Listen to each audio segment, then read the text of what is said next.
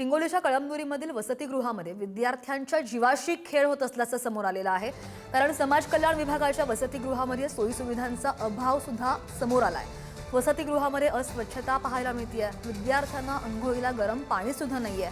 जेवणामध्ये अळ्या सापडतायत, इकडे पोळ्या सुद्धा करपलेल्या मिळतायत आणि त्यामुळे वंचित बहुजन आघाडीने या संदर्भात प्रश्न उचलल्याचं कळतंय। डॉक्टर बाबासाहेब आंबेडकर मागासवर्गीय मुलांच्या वसतिगृहात विद्यार्थ्यांची गैरसोय सुरू आहे आणि बऱ्याचदा असं होतं वॉर्डनकडे तक्रारी करून सुद्धा काहीच उपयोग होत नसल्याचे विद्यार्थी सांगतात।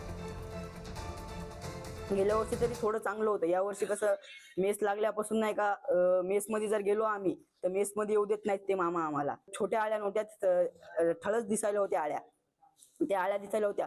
आणि महिना व्हायला सर जी आई नाही ना का नाश्ता बदलून टाकला। नाश्त्याला 2 अंडे होते, फळं तर भेटणच झाले, तर 2 अंडे होते, 2 अंड्यापैकी एकच अंडे द्यायले सर। आणि पोहे असे करतात की पोहे खाऊ वाटत नाहीत सर ते, म्हणजे खाल्ले की बेरतय सर त्या पोह्यानं। सर चपात्या करतात तर करपून टाकतात सर सगळे, त्याचे व्हिडिओ आहेत आमच्याकडे, फोटो पण आहेत। डॉक्टर बाबासाहेब आंबेडकर मागासवर्गीय मुलाचे वसतिगृह कळमनुरी इथं राहतो।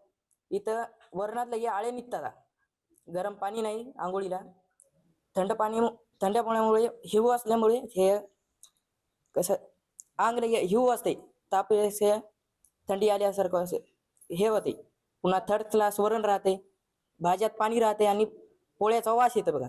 आणि भातात गारगोट्या निघतात, ते गोट्या राहतात ते निघतात।